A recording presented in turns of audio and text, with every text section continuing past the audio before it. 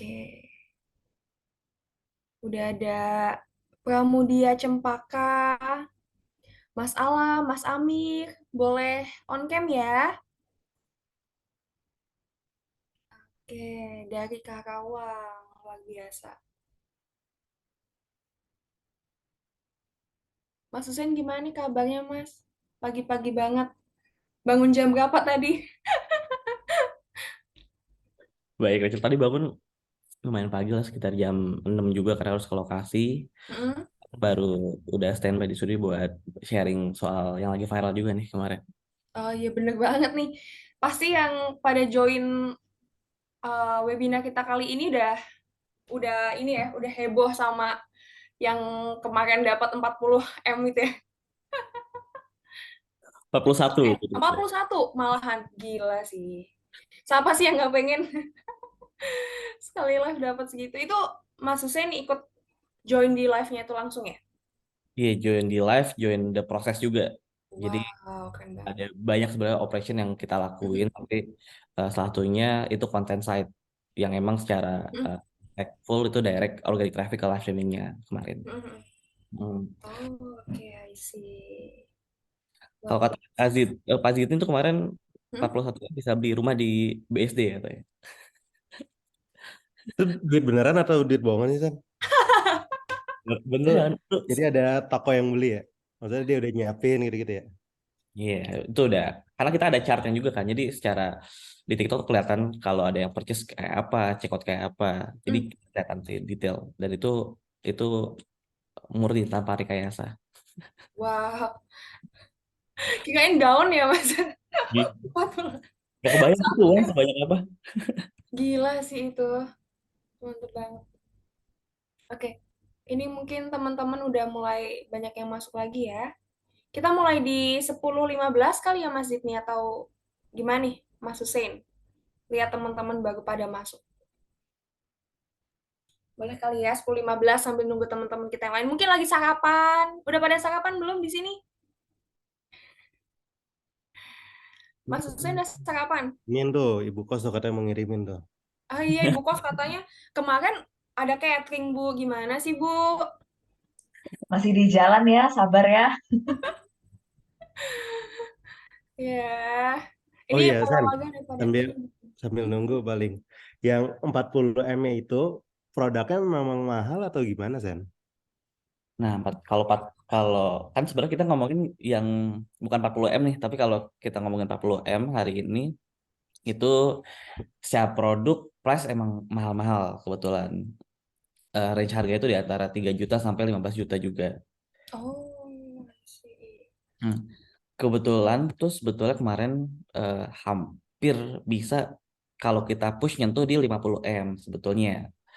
Tapi karena emang stoknya juga terbatas, jadi kayak dari jam 10 sampai jam 12 tuh lumayan eh, nggak secepat sebelum-sebelumnya gitu. Jadi ya sebetulnya secara produk tuh laku banget, tapi emang karena stoknya tipis, jadi nggak reach 50 M gitu. Tapi dengan 40 M pun itu udah bombastis banget sih sebetulnya secara GMV. Satu hari live streaming seharian. Nah, itu kan seharian, San. Hmm. Bener-bener 24 jam, nggak ada tidurnya Nah, gitu. iya tuh, bener-bener 24 jam atau hanya di jam-jam ini aja nih, Mas? Hmm. 24 jam sih karena emang startnya itu malah di jam eh, 11.40 gitu. Oh, Karena kita preparation audio dulu, checking mm, semuanya lah. After itu baru jam 12 kurang 5 langsung mulai. Nah, tapi itu juga kita ada rundownnya. Nggak mungkin Dr. Richard Lee kemarin live streaming dari jam 12 malam sampai jam 12 malam lagi gitu. Kita punya beberapa co-host yang memang support dedicated buat Richard Lee dan co-hostnya itu biasanya emang dari brand-brand Athenanya juga yang emang udah tahu product knowledge secara detail gitu. Jadi mm. kita ada rundown yang emang tahu jam-jam emang bagus untuk Richard Lee masuk dan eh, yang kurang jamnya baru di handle sama co-host atau dokter-dokter lain gitu. Hmm. Oke. Tapi buat ngejaga 24 jam itu sebetulnya agak susah apalagi Mm. buat orang-orang yang nggak tahu eh, regulasi TikTok kan lumayan detail ya. Ada beberapa kosakata yang nggak boleh disebutin juga. Biasanya kalau creator baru itu nyebutin kata-kata yang lumayan kena NR, biasanya valuation. Jadi Oh, traffic tuh di di blok gitu.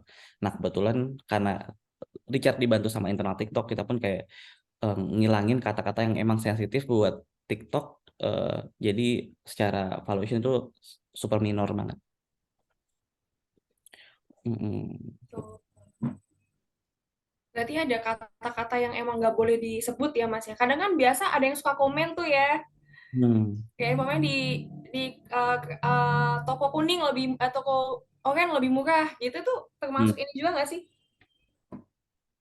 Salah satunya sebetulnya kita nggak boleh ngomongin direct Hmm. kompetitor. Oh, I Oh, see. selain itu pun kita nggak boleh ngomongin kata-kata yang memang lumayan eh, promosinya banget gitu. Hmm. Contoh kurus gitu, itu nggak boleh tuh. Oh, nggak boleh juga malahan ya? Ya itu nggak boleh. Jadi kayak kita bisa kasih alternatif wording yang memang eh, di dibikin kuyus gitu. Jadi di hal-hal kayak gitu sebenarnya lumayan eh, ngaruh ke traffic kalau emang kita disebutin dan itu kena valuation. I see. Oke. Luar biasa. Ternyata ini juga ya, riwah juga ya di balik itu semua. Nah, mungkin ini keriwahan ini, strateginya nanti akan kita bahas secara lebih lengkap kali ya Mas ya, di presentasi Mas Hussein. Ini teman-teman yang udah gabung boleh on cam dan pakai background yang udah kita sediakan. Biar asik nih kita ngobrolnya. Oke, Mas Aris udah on cam nih tadi. Mas Aris Rianto. Halo Mas. Halo, Halo, apa kabar Mas Aris? baik. Dari mana nih Mas Aris asalnya? Dari Cibitung. Oh, Cibitung. Luar biasa. Bu Kos, jauh nggak Bu Kos? Punya kosan di Cibitung juga nggak Bu Kos? Nanti aku survei ya. Mas Ari mungkin bisa bantuin. Boleh, boleh Bu Kos nanti main-main. Mantap. Oke. Oke, Mas Aris sudah sarapan? Sudah, ini lagi Udah. ada kegiatan Oh, di luar. lagi ada kegiatan. Mantap loh Mas Aris ada kegiatan udah mau gabung ke webinar kita. Terima kasih Mas Aris. Ya, siap, Mbak. Oke. Oke. Terima kasih. Ini Mas Waluyo aktif banget ya. Ini kayaknya eh, ini RT warga RT juga ya ini ya. RT berapa nih kalau Mas Waluyo? Oke, mungkin yang lain ada yang mau on cam lagi? RT 1 Kak, maaf off cam. Oke. Oke. Mungkin dari Mas Bima Sayoga boleh on cam, Budi Utama, Chania Kanza, Febriati Mahulet. Kita 10.15 akan memulai presentasinya ya. Oke, it's okay, Mas Yudi. Oke, 10.15. Boleh ajak teman-teman yang lain buat join ya. Yang di grup mungkin boleh saling mengingatkan untuk ikut webinar kali ini, biar nggak terlewatkan nih. Kita bahas 41M. Oke.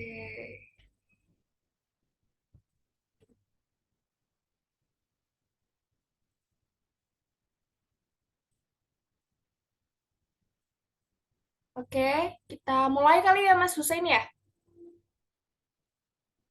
Boleh, boleh. Hmm. Boleh. Oke, Bu Kos, saya izin ya Bu Kos.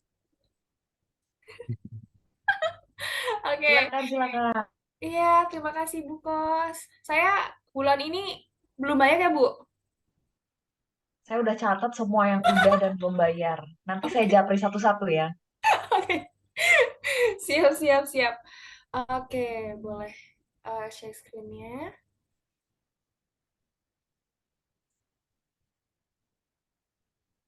Alright. Oke, terima kasih. Oke. Terima kasih untuk Mas Hussein udah hadir pada pagi hari ini, pagi yang sangat pagi, bahkan mungkin warga-warga juga belum pada sarapan.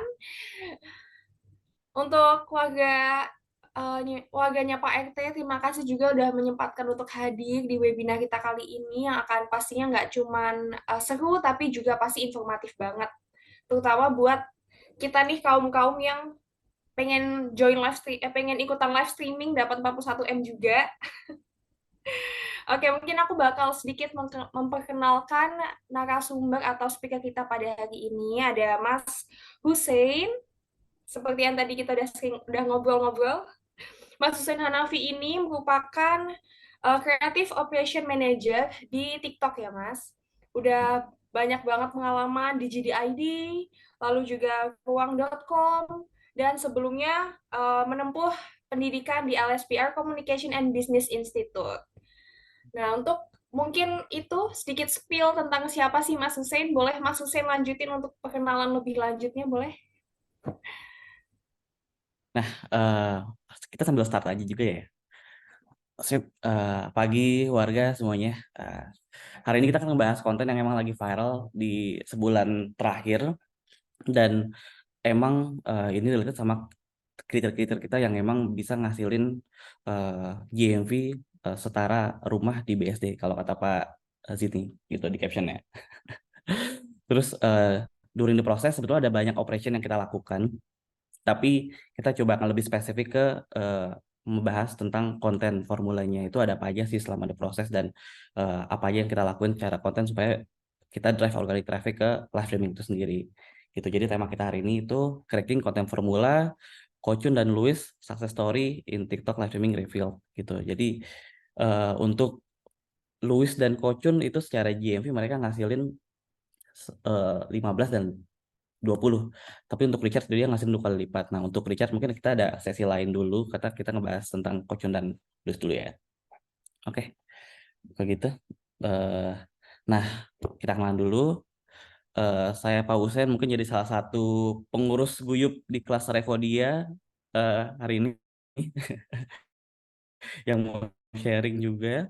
Nah, kebetulan awal mula kerja itu di 2016 sebagai fotografer di Kravasia gitu. Nah, di 2016 tuh emang lagi hype juga tentang Instagram dan community-nya lumayan seru. Maka after itu langsung interest untuk bikin join di konten sosial media dan kebetulan yang accept pertama kali itu di Karmudi 2017. Ternyata sosial media makin berkembang dan semakin menarik dan bikin konten efektif itu penting untuk company dan untuk branding sendiri juga. Jadi di 2018 join Ruang itu mulai create konten yang lebih efektif belajarnya di sana dan 2019 join JDID salah satu e-commerce di Indonesia yang kebetulan tahun ini sayang sekali udah tutup ya di Indonesia sebagai konten strategis di sana handle KOL manager terus juga TikTok sama YouTube juga. Nah, terus di terakhir 2021 sekarang join TikTok awalnya sebagai user content operation di 6 bulan pertama itu handle official account, terus juga jadi content producer dan creator manager. Tapi seiring berjalannya waktu, udah hampir jalan ke 3 tahun di TikTok, sekarang udah jadi creative operation manager. Yang di handle tuh creative side, terus juga ada short video, amplification sama marketing gitu. Nah, agenda kita atau yang mau kita ceritain hari ini itu ada beberapa poin. Pertama tuh kita coba ngebahas data performance video Kochun dan Louis kemarin itu gimana, kenapa bisa impactful, dan numbersnya berapa. Terus kedua ada kita gimana sih konten strateginya, video strateginya kayak apa, prosesnya kayak gimana. Dan ketiga itu beberapa fun fact algoritma yang saya pelajari sendiri juga di akun personal dan juga dari TikToknya sendiri sebagai niche creator kayak apa. Terus terakhir kita akan ini gitu. Oke.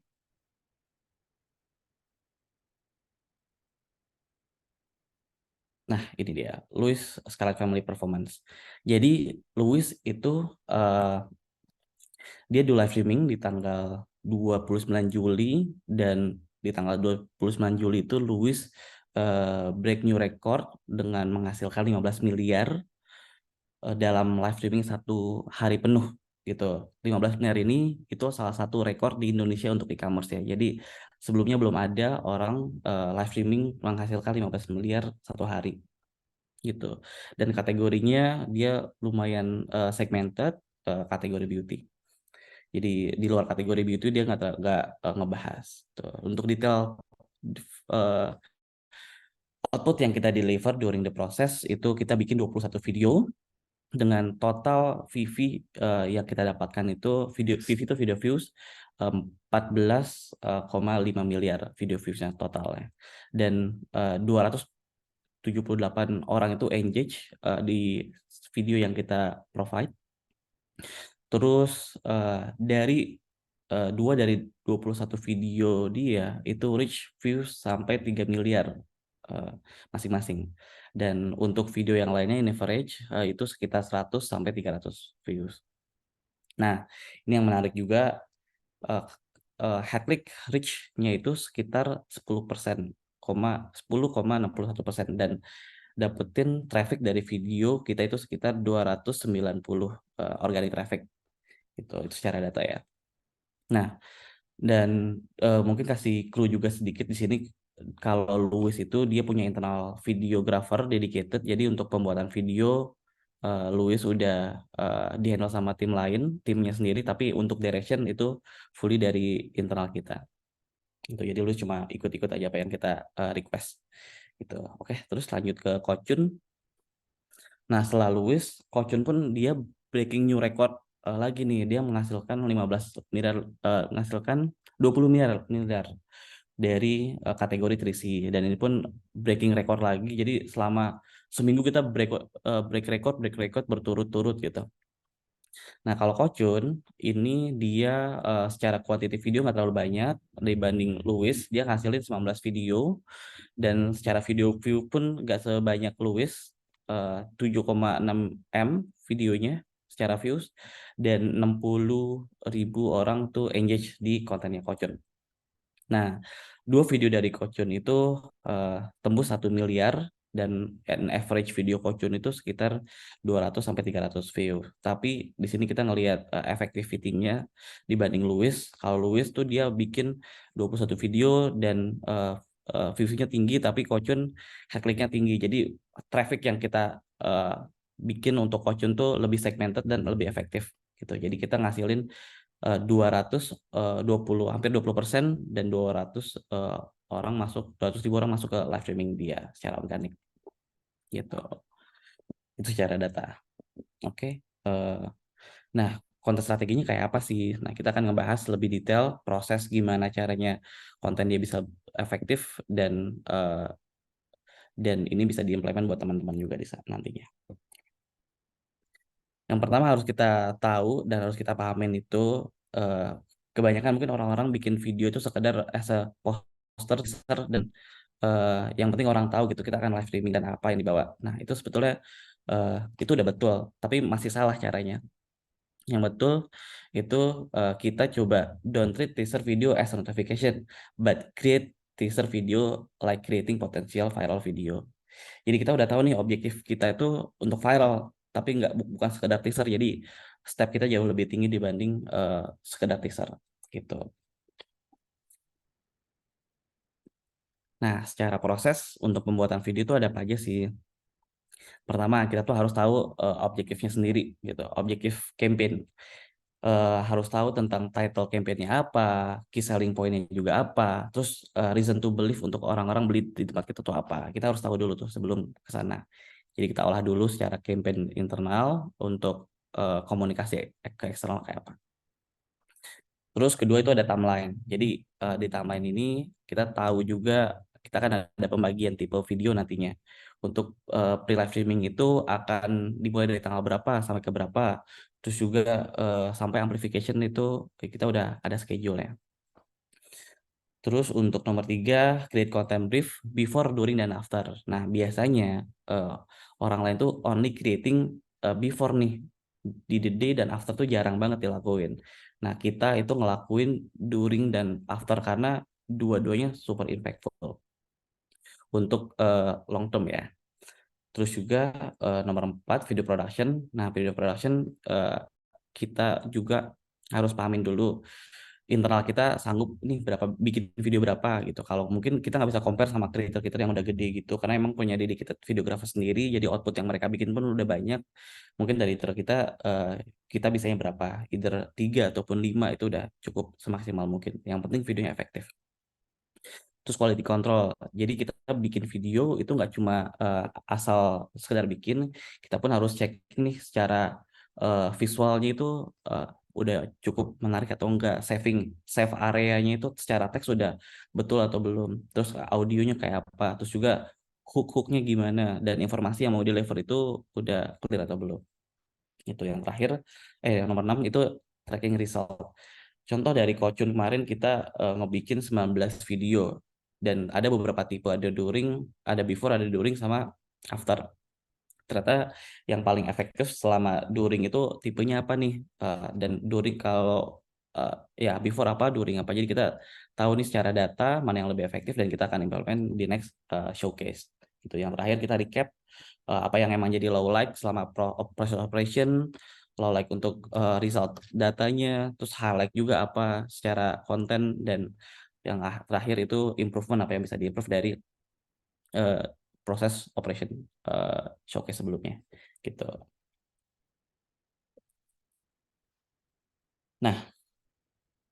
Nah, kita coba ngebahas 2 fundamental penting untuk konten video before live streaming itu apa. Secara goals, kita objektifnya untuk guide viewers to set live event using promotion video for awareness objektif.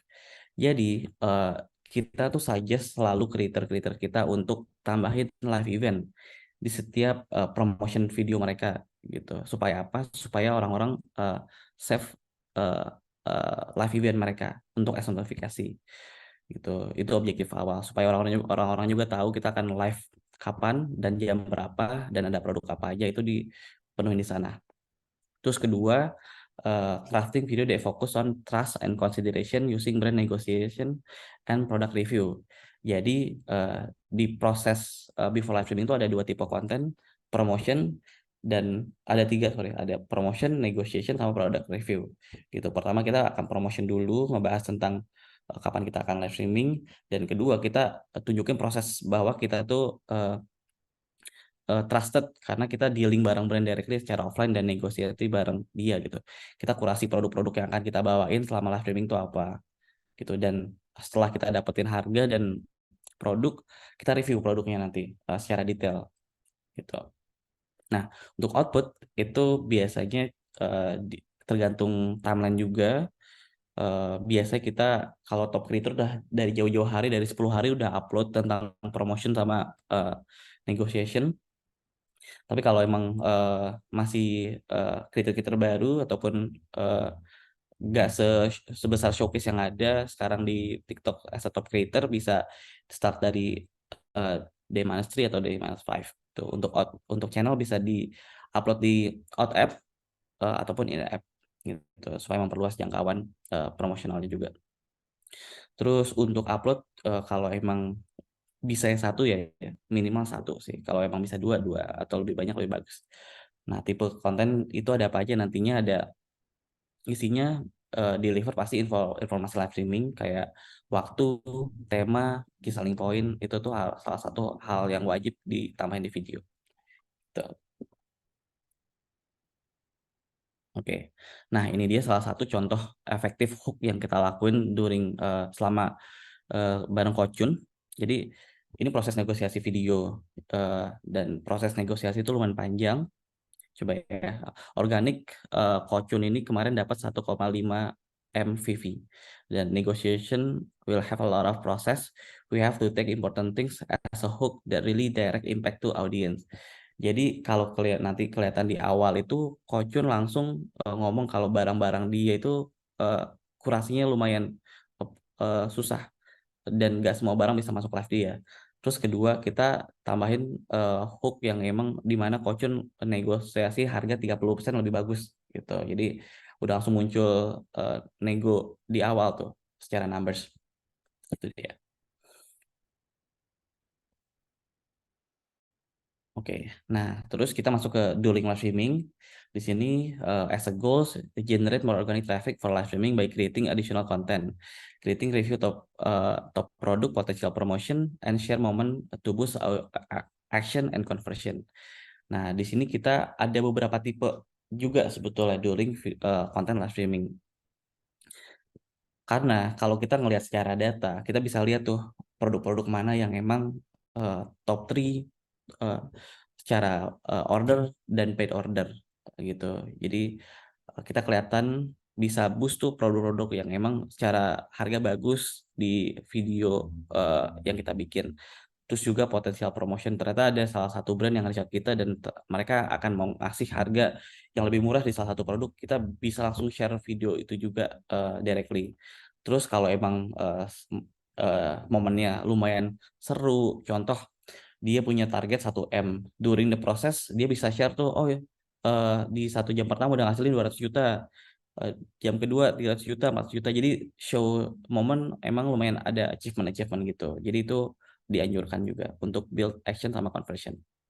Nah untuk output ini postingnya di The Day, channelnya only in app di TikTok karena emang audiensnya untuk direct orang-orang klik head profile kita. Terus juga untuk kuantitinya bisa di 3 tempat untuk awal-awal, tapi mungkin bisa lebih nantinya. Nah untuk tipe konten itu bisa pakai yang training juga, contoh musik training, tapi as long as relate sama benefit yang akan kita deliver dan bisa grab attention orang lain tuh untuk klik head profile kita, itu bisa juga. Terus kalau emang dia live sendiri nih dan nggak ada orang di samping dia atau siapapun, itu bisa screen record aja. Dan tapi dulu screen record tuh pastikan kalian deliver message yang emang lumayan sangat penting gitu. Dan contohnya bisa flash sale atau lucky draw atau yang lain-lain supaya orang-orang attract ke live streaming gitu. Nah, ini dia salah satu beberapa hook yang kita selalu kasih ke creator as a gambaran supaya mereka bisa bikin lebih banyak dibanding ini. Contoh hook yang mau kita kasih itu produk yang paling laku hari ini gitu. Jadi kan orang penasaran tuh produknya apa. Wah, produk ini banyak diserbu, sebentar lagi habis. Tuh, kita sedikit urgency di sana, sebentar lagi habis. Terus juga ternyata ini yang lagi viral. Gitu. Apa sih yang lagi viral dan nggak tahu nih apa. Gitu. Terus tiba-tiba diskon harga jadi 40%. Jadi keempat ini biasanya selalu kita kirim ke creator supaya mereka ada gambaran bikin hook-hook yang lebih efektif untuk video during live streaming itu kayak apa. Oke. Nah, terakhir ini ada fundamental untuk after live streaming. Jadi aimingnya itu untuk amplify creator achievement as a proof to customer kalau orang-orang tuh percaya belanja di tempat creator ini. Dan ini juga bisa jadi salah satu attract brand buat mereka kasih produk lebih, harga yang lebih murah juga ataupun lebih beneficial buat audiensnya dia gitu. Jadi after live streaming untuk show the achievement itu penting banget guys. Dan outputnya biasanya day+1 karena pasti capek juga, live streaming biasanya seharian dan 4 jam 8 jam gitu, jadi biasanya day after, tapi jangan jauh-jauh, at least maksimal di day after one sih. Terus channelnya bisa in app sama out app. Terus juga untuk upload bisa 3 materi. Pertama kayak journey ya, dia ceritain during the process dia build showcase ini kayak apa. Terus juga achievement tentang berapa ternyata dia dapetin 7 miliar dari live seharian dan 7 miliar didapat dari jam keberapa gitu. Nah, ketiga kalau kriteria yang emang kita handle, especially di TikTok, top creator celebrity kita tuh biasa bikinin victory poster gitu. Victory poster yang emang tergantung sih, tiap creator pasti punya victory posternya masing-masing, dan kita tiap creator pasti punya achievement masing-masing, jadi kita sesuaikan gitu. Oke. Oke, terus nah ini dia. Beberapa algoritma yang emang di TikTok itu kan lumayan tricky ya. Banyak orang yang emang pengen viral, tapi caranya mungkin tetap masih agak salah gitu. Mungkin ini jadi oke, semua orang pengen viral tapi nggak semua konten bisa viral gitu. Jadi ini mungkin ada salah satu guide buat teman-teman, buat warga semua nih supaya bisa FYP di TikTok gitu. Nah, ini tips sederhana juga supaya konten jadi potensial viral hasil A/B testing dari personal account sendiri. Itu pertama SEO. Jadi di sini every wording in the caption or hashtag will be affect SEO gitu. Nah, kebetulan atau bukan kebetulan sih, malah jadinya sekarang tuh fokus TikTok sebagai search engine optimization. Kalau kalian lihat konten kalian di search atas, search barnya itu di atas, kelihatan tuh tulisannya ya. Kalau ini kan tulisannya itu Benelli Moto BFO. Kalau tulisan konten kalian itu masih find related content, berarti konten kalian itu masih belum masuk ke SEO-nya TikTok. Itu berarti ada problem nih. Secara SEO nggak kebaca. Problemnya apa? Biasanya itu problemnya di terlalu banyak kata-kata yang dipilih, yang dimasukin. Padahal informasi yang udah ada di video itu udah lumayan banyak, tapi caption pun malah ikut banyak juga. Jadi itu kayak bikin bingung sebetulnya. Jadi idealnya tuh langsung direct aja untuk eh, bikin SEO, terus untuk bikin caption dan hashtagnya juga sama. Contoh di sini ada juga di bawah nih, nggak terlalu kelihatan ya secara teks. Di sini tuh kita saya bikin konten yang lebih caption yang ke-trigger orang-orang supaya penasaran gitu. Jelajah mungkin ini lu nggak kelihatan sih caption yang kena pecah. Nah mungkin kalau nggak salah itu si captionnya eh, jelajah yang curug yang bagus katanya. Jadi kayak kita ada pakai katanya emang bagus atau enggak tuh gitu. Tapi setelah itu di hashtagnya pun kita terusin itu jelajah apa sih, curug mana, dan prosesnya ada tracking, ada curug di Lembang dan nama curugnya apa, dan itu ternyata efektif dan masuk ke SEO gitu. Terus jadi make sure untuk SEO kalian secara caption jangan terlalu panjang, cukup 10 tuh udah maksimal sebetulnya. Dan hashtag pun idealnya mungkin ada 4 atau enggak 5 gitu yang emang direct banget. Hashtag-hashtag yang kayak FYP, kalau kalian ngeditnya di CapCut itu kayak nggak perlu dimasukin ke hashtag juga karena nggak perlu gitu. Dan untuk hashtag mungkin lebih baik kalian uh, bikin hashtag yang emang direct banget dan lebih spesifik, lebih bagus gitu. Karena nantinya si uh, konten kan pasti akan ada terus tiap hari ya, upload 10 atau enggak 10, sorry. Konten tuh ada ribuan banget yang diupload setiap hari. Jadi ya konten kalian pun pasti akan kegerus sama konten-konten lain. Jadi lebih spesifik, lebih bagus secara SEO gitu. Kedua itu ada musik sama yellow card. Nah, musik eh, like kalau kalian like atau nonton video dengan video itu tren di eh, di TikTok, biasanya 6 atau enggak 10 scroll kemudian tuh akan nemu konten yang pakai musik yang sama gitu. Jadi efektif untuk pakai musik tren itu salah satunya kayak gitu untuk nge-trigger konten. Kalau orang lain suka sama konten lain dengan musik yang sama yang lagi tren, harusnya kita pun akan masuk ke pintu itu nantinya. Terus kedua, next itu ada yellow card. Biasanya atau seringnya itu kalau kita klik yellow card dan contoh it's sambal, kita klik di sambal. Next video di 6 atau 10 pun akan related sama it's sambal lagi nih biasanya. Atau enggak, kalau enggak produk yang sama akan kategori yang sama gitu. Jadi keranjang kuning pun sebetulnya kadang-kadang orang bilang jangan terlalu pakai sering keranjang kuning, tapi sebetulnya itu suggestion juga tetap dipakai ya. Mungkin berkala, ada yang enggak, ada yang pakai, jadi beriringan gitu. Terus ketiga itu content engagement. Content engagement itu kalau kita bikin konten yang emang informatif, itu secara save-nya tuh akan lebih tinggi.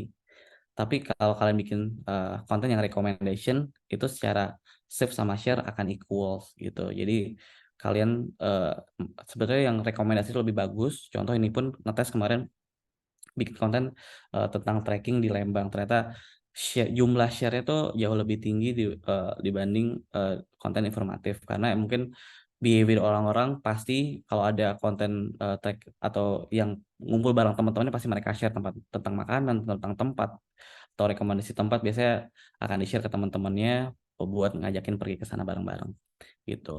Oke, lanjut. Terus juga ini nih yang paling penting sebetulnya, nomor 1.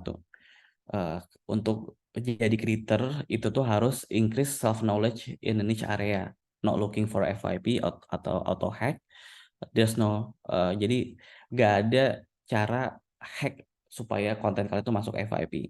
Yang harus kalian lakuin itu perbanyak ilmu kalian tentang niche area yang kalian mau jelajahi lebih dalam. Contohnya tentang atau suka tentang musik bisa lebih detail tentang musik. Terus juga suka tentang sepeda bisa fokus di sepeda dan pahamin tipe-tipe community sepeda itu sukanya apa, atau enggak dia suka headset sama audio. Nah, biasa itu lebih spesifik lebih bagus. Jadi konten yang bagus, good content itu yang answer pain point audience gitu. Jadi problem-problem yang audience punya kita solve dengan konten-konten yang kita bikin. Itu kedua, kenapa kita harus increase kita punya knowledge? Karena audiens tuh hate basic info. Karena basic info tuh udah banyak bertebaran. Semakin detail, semakin bagus sebetulnya kita share. Gitu. Dan juga show not tell and serve don't sell. Jadi kita tuh jangan terlalu fokus jualan aja. Tapi kita juga coba kasih knowledge ke mereka tentang hal-hal yang kita tahu lebih detail. Gitu. Oke, kalau gitu kita udah selesai masuk ke Q&A. Oke, luar biasa. Thank you banget, Mas Hussein. Oke, mungkin dari para warga nih mau tanya sesuatu sama Mas Hussein. Mungkin Mas, gimana sih caranya eh, jam-jam FYP gitu? Mungkin ada yang mau tanya? Boleh banget. Langsung tanya sama orang dalamnya TikTok lah ya. Boleh? Boleh buka mic-nya, open mic. Oke, ada Fembriati Mahulet. Boleh, Kak? Mungkin ini kita buka 5 pertanyaan dulu ya untuk satu sesi ini. Untuk Halo, Fembriati Mahulet, boleh open mic? ya, Monggo. halo, izin Halo, bertanya. Kak. Kalau misalkan dilihat juga, eh, kalau misalkan lagi pas misalkan live gitu ya, and then kayak selling the product gitu, kadang kayak per user itu dari ibaratnya dari TikTok itu ngasih kayak apa diskon untuk beda-beda, maksudnya kayak potongan diskonnya tuh beda ya, apa disebutnya itu subsidi gitu ya. Nah, kalau seperti itu, eh, bagaimana cara maksudnya si pemilik toko itu gitu untuk maksudnya maintain itu gitu. Misalnya kadang kayak buat 10 pengguna pertama gitu ya. Ya kalau kayak gitu mohon infonya ya. Oke. Sorry tadi agak kurang nangkap. Jadi problem itu dari subsidi dari brand ya untuk Ya, tadi. Iya, misalkan dapat diskon gitu kan, kadang kayak tiap si netizen yang nonton kan beda-beda tuh, kadang potongannya ya gitu. Misalkan ada yang dapat bisa 50 gitu, bisa dapat ya cuman 10% gitu. Nah, itu kalau kayak gitu dari seller center dashboard TikTok si penjualnya kah atau gimana gitu cara maintainnya? Aku penasaran itunya sih. Oke. Sebetulnya dari itu kita pasti ada beberapa kriteria buyers ya. Ada buyers yang emang Hmm, only followers itu akan dapat benefit. Kedua, hmm, ada orang yang belum pernah belanja di TikTok akan pasti dapat benefit lebih.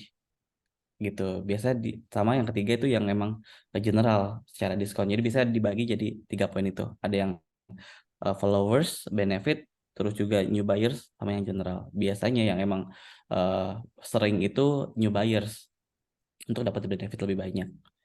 Tuh. Jadi hmm. pasti ada beda-beda sih sebetulnya.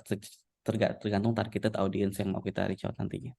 Gitu. Contoh kalau kita mau build new followers di akun kita pasti akan fokus kasih benefit lebih banyak ke followers kita nantinya. Itu tapi tergantung dealing juga bareng tim brand sama tim TikTok untuk kasih subsidi gitu. Oke, got it. Jadi, maaf izin bertanya lagi ya. Jadi kalau misalkan itu berarti ibaratnya juga ada istilahnya ada seller education juga ya nanti dari tim TikToknya ya, yang ibaratnya atau si relation manager gitu, si RMDP, si yang punya eh, dari pihak TikToknya AM-nya gitu dengan si penjual gitu ya. Nanti ada ibaratnya session seller education-nya juga ya.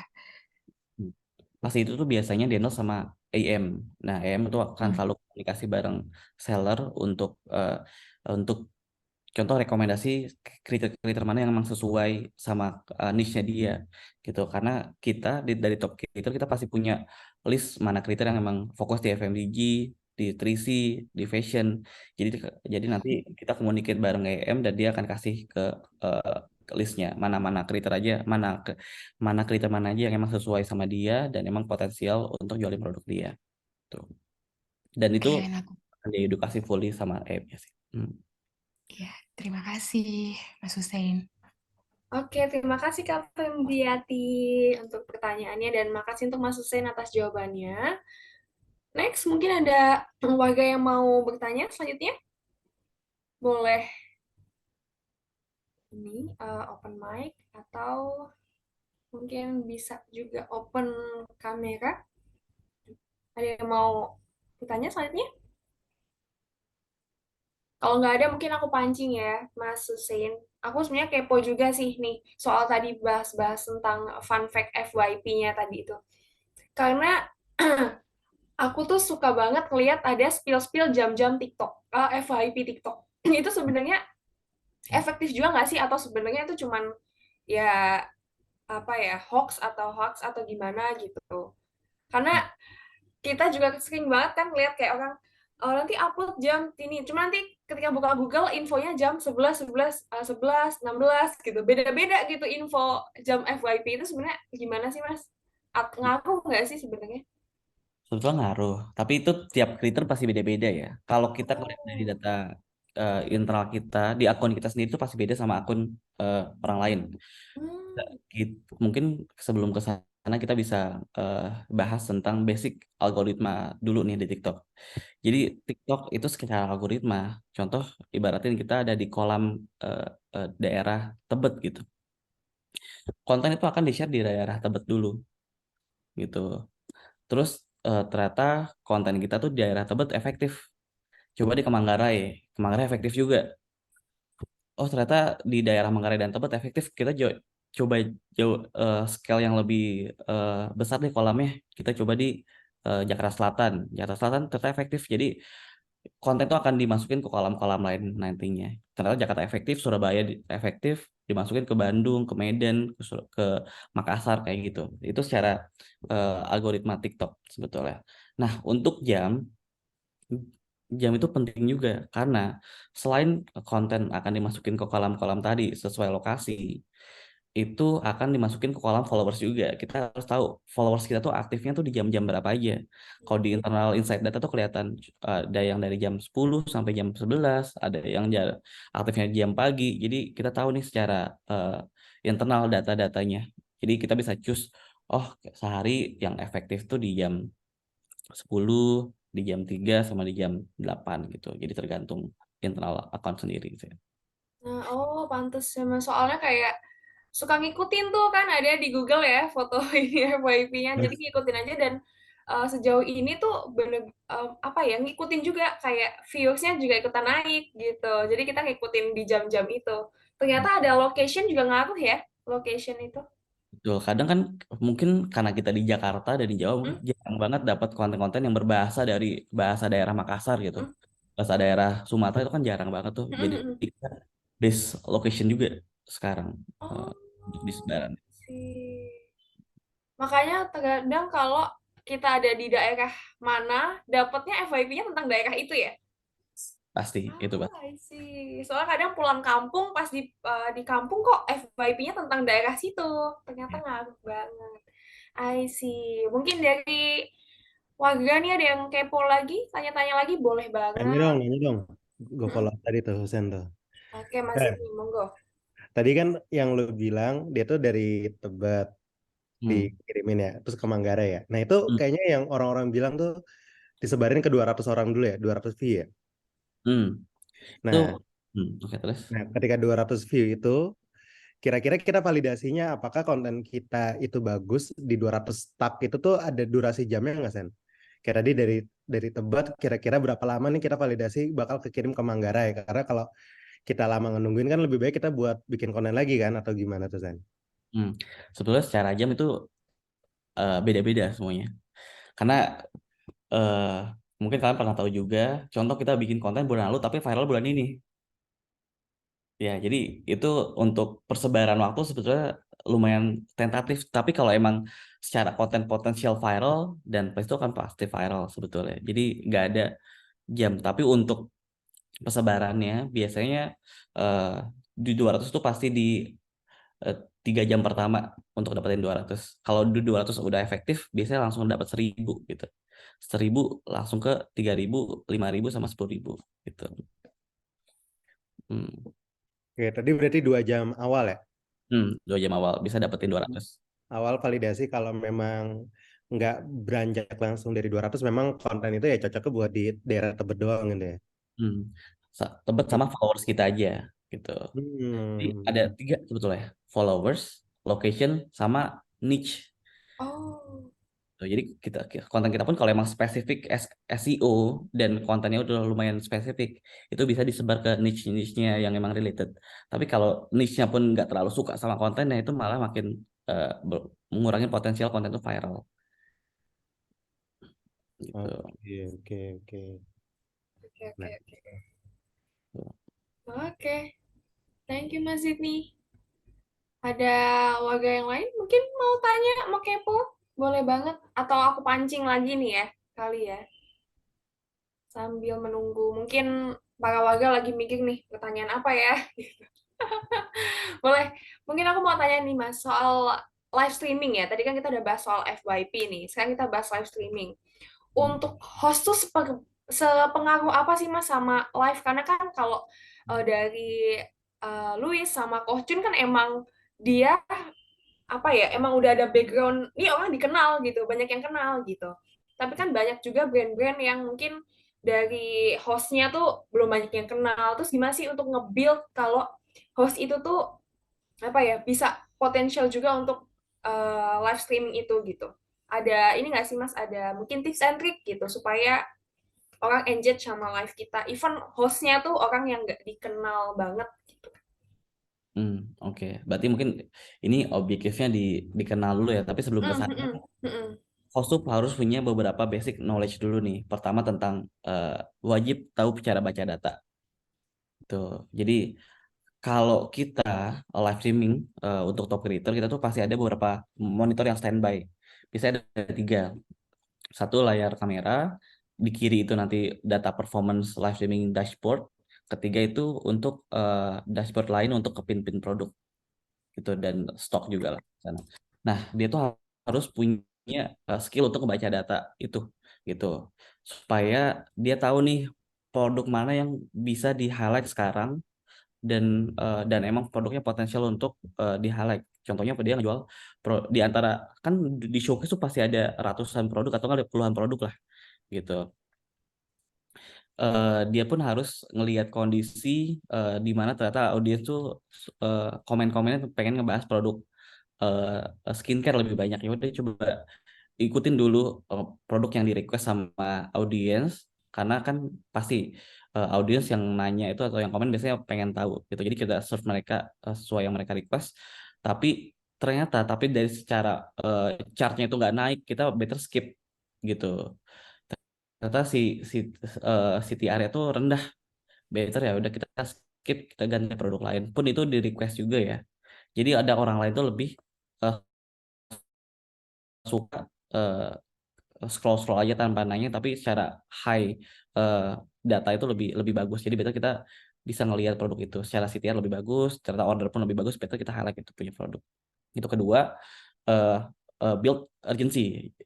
Jadi si host pun harus pintar untuk nge-build urgency supaya si audience itu bisa langsung check out dan paid order harus sekarang itu juga. Terutama untuk produk-produk bestseller. Jadi supaya mereka nggak kabur, dan urgency itu kita ada beberapa wording yang bisa kita suggest sebetulnya. Tapi itu karena areanya produser, jadi agak sedikit lupa untuk poin-poin itu apa aja. Tapi emang build urgency itu tiap brand, tiap karakter pasti beda-beda. Nah, ketiga itu product knowledge. Biasanya atau host-host itu menjelasin produk itu nggak detail, sekedar ini produknya bagus, barangnya lucu gitu. Harus nggak kayak gitu. Mungkin kita bisa nge-treat produk dari point of view audience. Audience problemnya apa, kita solve dengan knowledge produknya apa. Jadi dia pun harus sudah pahamin KSP tiap produk itu apa. Jadi karena emang banyak produk yang emang ada di showcase puluhan, jadi sebetulnya at least si host itu paham 2 atau enggak 3 poin yang emang produk itu berguna buat audiens gitu. Terus juga pahamin promo-promo tiap produk itu apa aja. Biasanya ada content producer juga nih kalau dari brand yang emang tahu produk-produk ini yang di highlight secara promo, secara stok, dan diskonnya bagus gitu. Terus juga karena balik lagi ke data sih sebetulnya, dia harus tahu mana produk yang memang potensial untuk dibahas. Terus juga terakhir, karena kan tadi di awal pernah dibilang juga kalau di TikTok itu lumayan wording valuation lumayan tinggi tuh. Kalau kita ngomongin kurus itu pun nggak boleh. Jadi harus kita ganti alternatif ngomong kuyus. Kalau nggak kita pakai pakai board stiker-stikeran gitu untuk nge-show ke audiens kalau ini efektif dan bikin badannya kalian kayak gini contohnya jadi kurus gitu. Nah, supaya terkenal dan punya karakter, itu tuh memang harus lumayan long term proses ya. Jadi kalau bikin, seharusnya yang emang host di TikTok itu as a brand itu pun dia bikin konten juga di TikTok. Jadi double. Biasanya orang-orang tuh kayak oke, untuk content creator sendiri, untuk host sendiri. Tapi jadi yang dikenal tuh agak ada 2 orang yang berbeda secara yang di host beda, di video beda. Inilah bareng-bareng gitu. Dia yang emang ngelakuin 2 hal, dan itu pun seharusnya kalau emang brandnya udah gede dan udah mature juga biasanya ada 2-3 host dan dia pun harus bikin konten juga yang sama gitu. Karena kita nggak ada yang tahu nih konten kita tuh viral atau enggak. Kalau viral kan kita punya potensi host-host yang kita didik itu di brand itu bisa jauh dapat awareness lebih ketika video kita viral, dan kalau masuk ke live streaming itu jadi lebih kenal juga, lebih dekat gitu. Jadi I see, bener-bener sih. Kadang karena konten creator yang bikin video TikTok sama yang live tuh kadang beda ya Mas ya di beberapa ini. Jadi itu ngaruh ya. I see, I see. malah orang-orang biasanya nyariin yang di video itu gitu, buat dia yang live streaming, bukan si host yang di live streaming gitu, karena secara mungkin emosional jadi udah lebih dekat sama Lebih si dekat ya, karena sering creator. lihat gitu. I see, I see. Oke, thank you Kak. Ini ada pertanyaan dari Mas Yudi. Simpel aja Kak, Kohcun berarti pasang target omset penjualan hingga 15M, apakah memang udah bisa diprediksi akan tercapai sebelumnya mungkin? Oke, sebetulnya kita nggak expect juga Coachun akan 15M ya pada hari itu. Expect kita tuh Coachun targetnya cuma 6M. Tapi ternyata Coachun kan di balik itu ternyata dia langsung dealing bareng another brand. Nah, ini salah satu impact dari amplification. Jadi setiap Coachun reach 6M, dia langsung bikin video dan amplify di postnya dan dia boost gitu. Terus ada brand yang aware dan tahu Coachun kalau oh ini masih panjang nih durasi live-nya. Ini baru dari 24 jam, baru jam 6 pagi udah dapetin segini. Jadi dari brand pun willing to add more stock dari produknya, dan harganya pun dikasih diskon lagi gitu. Jadi kita pun unexpected target sih to be honest kalau Fortune. Karena amplification itu ngebantu brand-brand aware dengan Fortune, dan triknya Fortune itu dia show di JMV directly dari screen. Jadi orang-orang tahu nih Fortune secara JMV itu kenaikannya berapa setiap menitnya gitu. Nanya dong San, gue pengen tanya tadi perjelas ya. Jadi ketika kita live itu kita bisa sambil posting video gitu ya, Sen? Bisa, Oh, bisa. jadi bisa dua dua tipe konten yang kita jalanin ya, ketika live sama yang postingan biasa gitu ya. Dan ini Hmm. kayaknya malah bagus ya yang tadi lo bilang itu showcase itu ternyata showcase itu sebutan live di TikTok gitu ya? Atau Nah, gimana sih gue? kalau kalau kita top creator nyebutnya showcase sebetulnya. Banyak-banyak sih ada KLS, live session, ada showcase, tapi kalau internal top creator nyebutnya showcase, mega showcase gitu. Oke, sip sip sip. Kebayang gue. Hmm. Oke, oke. Pertanyaan terakhir kali ya, Mas ya.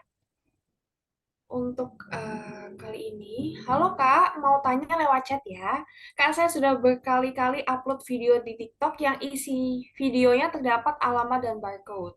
Apakah itu dilarang? Karena setiap upload video yang terdapat itu selalu sepi penonton. Nah, gimana nih Mas Hussein? Boleh? Monggo. Iya, sebetulnya itu nggak boleh langsung, nggak boleh karena itu kan ANR. Kita nggak boleh show kita punya alamat, barcode ataupun nomor HP gitu. Itu karena personal informasi kan. Takutnya disalahgunakan. Jadi TikTok pun udah ngebaca secara AI supaya konten tuh di less views lah. Karena kelihatan kok harusnya di kalau backend kita mana-mana aja yang emang kena ANR dan salah satunya ini share barcode ataupun alamat. Jadi idealnya mungkin either ditutup, emang harus ditutup sih kalau alamat pakai tangan ataupun pakai di blur juga nggak apa-apa gitu. Yang penting ketutupan. Oh, I see. Karena biasanya kalau kayak gitu soal alamat, barcode, link, dan lain-lain itu biasanya ditaruh di bio ya, Mas ya? Mungkin Hmm, itu lebih aman ya dibanding di ini di videonya langsung. Ya nggak sih, Mas? Atau gimana? betul, betul, betul, betul. Ah, benar-benar. Alamat mungkin agak terlalu risky ya. Mungkin email aja di bio. Oke, oke, oke, oke. Itu aja mungkin Mas untuk Q&A-nya. Mas Hussein, thank you banget. Dan untuk warga semua yang udah bertanya maupun udah ikut join webinar kita kali ini. Terima kasih. Dan untuk closing acara kita kali ini, mungkin kita bakal foto bareng dulu ya. Untuk foto bareng, boleh on cam para warga nih, biar kelihatan semua wajah-wajahnya. Boleh. Oke. Masih aku tunggu nih untuk ikut semua biar kelihatan muka-mukanya nih, wajah-wajahnya. Para warga masa nggak kelihatan nih muka-mukanya para warga. Mana nih? Yuk kita foto dulu. Boleh yang masih ditunggu ya untuk on cam. Oke. Oke. Mas Aris nih selalu siap ya, Mas. Mantap, Mas Aris. Ada Mbak Fembriati, Kak Pramudia Cempaka. Oke. Ini kali ya, Mas ya. Kita screenshot, kita foto. Siap semuanya? Oke, pose dulu. Satu, dua, tiga. Sekali lagi. Satu, dua, tiga. Oke, thank you semuanya. Terima kasih banyak. Boleh. Oke, oke, oke. Ya. Oke, thank you Mas Hussein. Terima kasih Pak warga. Sekian dari aku Rachel. Terima kasih atas waktunya. Aku tutup ya webinar kali ini. Sampai ketemu di webinar selanjutnya.